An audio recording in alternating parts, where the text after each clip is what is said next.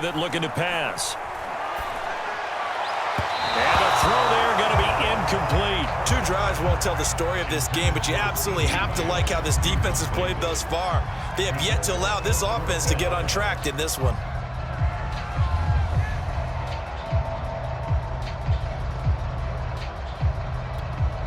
Now remember, they were unsuccessful earlier in this first quarter. Going for it on 4th. They're going to try a second time.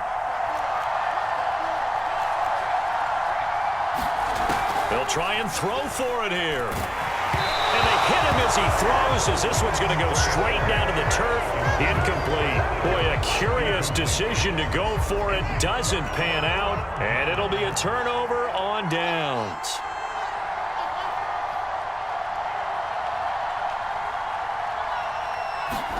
Now a first down throw. Fields. Middle of the field to the tight end, Doyle. And down inside the 15 he goes. From the 13 now, they work on 1st and 10. Play action. It's Fields. Steps away to his left. If you were me, you. He'll get 8 on the scramble there. It'll be 2nd and a couple. Now, that was not a bad scramble there on 1st down. He didn't force it, nor did he throw it away. He was able to take off, and now he made it a very manageable 2nd and short. They'll fake the handoff. Now Fields. And the defense has it covered. It's intercepted. Picked off by Jair Alexander. And the Bears are going to have it here as they'll start at their own 7. Those INTs all sting, but you throw one in the red zone, I think especially as a rookie, maybe it stings a little bit more. I think what you're saying is they don't all count the same, do they? Right? Interceptions in the red zone that you've given up points now, those are precious. So you have to learn from those and in a hurry. 8 yards the gain on that last run. Here's 2nd and a couple. A handoff for Gibson. And not much to speak of. Call it a 1-yard gain up to the 15. After 1, 7-0 on EA Sports.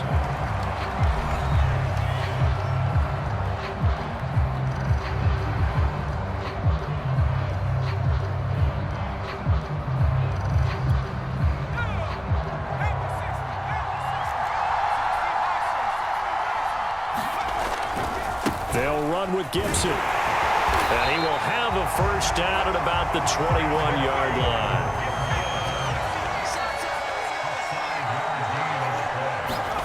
They'll try the air now with Herbert.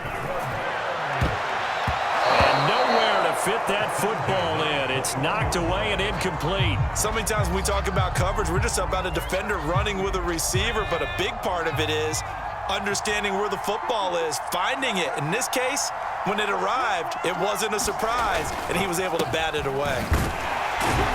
Gets this to the 24 for a gain of 4.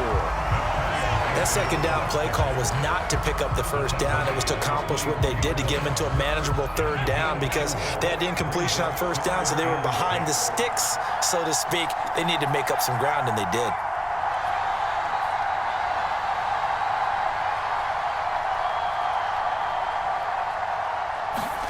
Going to throw on 3rd down with Herbert. They'll roll him out right. A hit as he throws there, incomplete. This offense has definitely been slow getting out of the gate. It's almost like they missed their wake-up call for this one. No points on their first 2 possessions, and now it's looking like none on this one either. The offense stays put. They failed twice already in this first half, but they're going to go a 3rd time here on 4th down. They're going to try and throw. Forced out to his left. And Herbert going to slide to a stop, and he has a first down. This offense finding its legs now. Here's another 1st and 10. Gibson here running out of the gun. And he'll be taken down right around the 34 after a pickup of only a yard. The run only got a yard. Here's 2nd and 9. A play fake, and now Herbert to throw. Left side to Lamb. And they're going to have themselves another first down as the tackle's made at the Steelers' 44-yard line. 2 minutes on the clock, 2nd quarter, 7-0 ball game.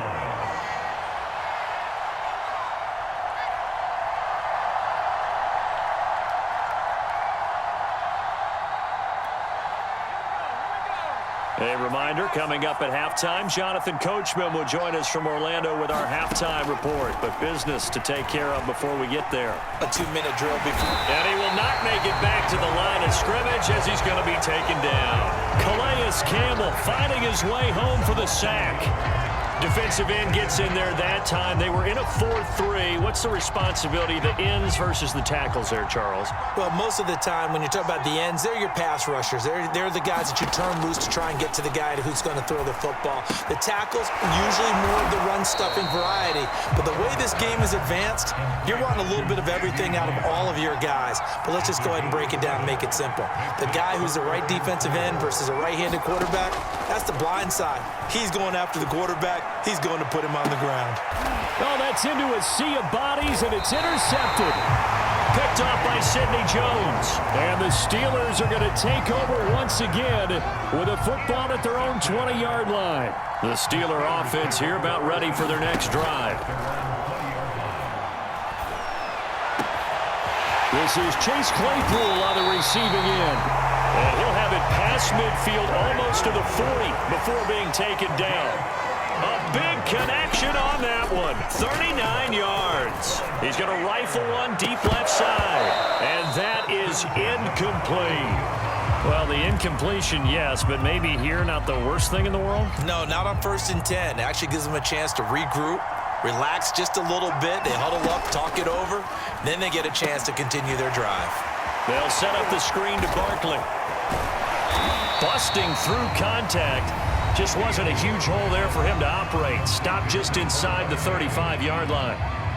That's a nice design there, but sometimes, though, you get so many blockers out ahead of you, they kind of slow you down and force you to adjust. You always appreciate guys trying to help you, but maybe one less there could have turned this into a bigger game. And this pass broken up. The contact well timed there, and now 4th down.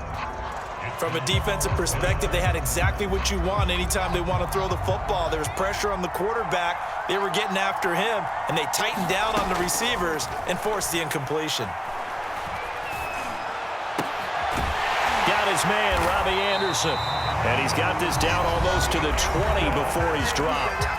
Now the Steelers use the second of their 3 timeouts as they stop it with 16 seconds to go in half number 1. Fields throwing again. And that's going to be incomplete. 12 seconds left. They've given up a few first downs on this drive, but getting the incompletion there, that should give them something to build on and maybe turn the tide. A play fake, now Fields to throw. Incomplete, and we're down to 8 seconds now. So back-to-back incompletions. 3rd down here and 10, but you're still in field goal range. And that's the thing to keep in mind. They're in field goal range, so now you don't take any unnecessary risks, but you try and find a way to get back to what you were doing earlier in the drive in order to finish this one off. And he is not going to get to the marker as they stop him short at the 14. And with just 1 second remaining in the first half, they'll call the timeout. So with 1 second left in the half, on is the field goal unit. Zerline's kick is up and through. So we reach halftime here in a 10-point game. As we send you to our EA studios in Orlando, here's Jonathan Coachman with our EA Sports Halftime Report. So time for the second half as the Steelers have the lead, and they will also be receiving the football here to start the 3rd quarter. From a couple yards deep, he'll bring it out of the end zone. And they'll get him down right around the 25, actually the 26 officially, so a net gain of 1 there. The Steeler offense here about ready for their next drive. And Charles, they've got the lead. Put your coaching hat on here now. What's the game plan for the second half? I think getting the running game going a little bit more, because I thought in the first half they didn't get it moving the way that they would like. They had success throwing it, but I think these first couple of drives, they'll want to get those running backs going and give them more opportunities, and I will guarantee you that those guys were lobbying for them in the locker room at halftime. Back to throw, Fields. He's got his man. That's Everett, the tight end. And he takes takes this thing way down into Chicago territory. A big play that time for Pittsburgh. A real field flipper there as all of a sudden they've got a first down in the red zone. Here's a give to Barkley. And power running here down to the 6-yard line. A good run, got 7 on first. Here's 2nd and 3. Fields. Flush to his right. And this is going to be intercepted. Picked off by Jordan Poyer. And the Bears are going to take possession here. It's a touchback, and they'll take over at the 20-yard line. So it was a drive that had real promise here to begin the third quarter, but ultimately derailed by the INT. And that was the position you wanted to be in. Coming out to start this third quarter, get a nice drive going, looking for the end zone. Possibly got a little bit too greedy right there. And they're going to have this across midfield and inside the 45. On 1st and 10, it's Gibson. Just a yard on the first down carry, so it's 2nd and 9.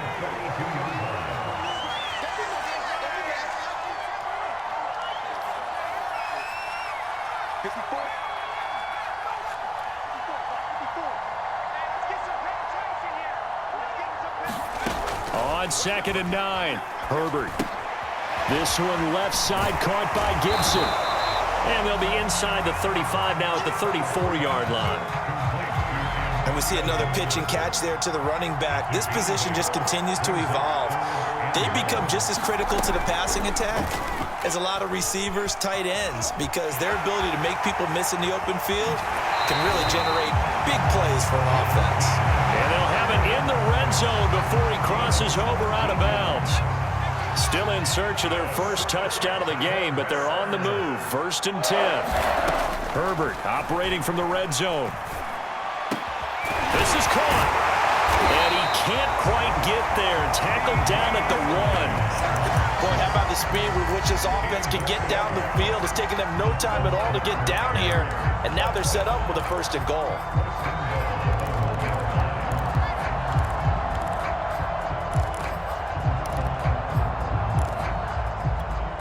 Two big plays in succession. Not sure this D knows what hit him, but now they got to get ready. It's 1st and goal.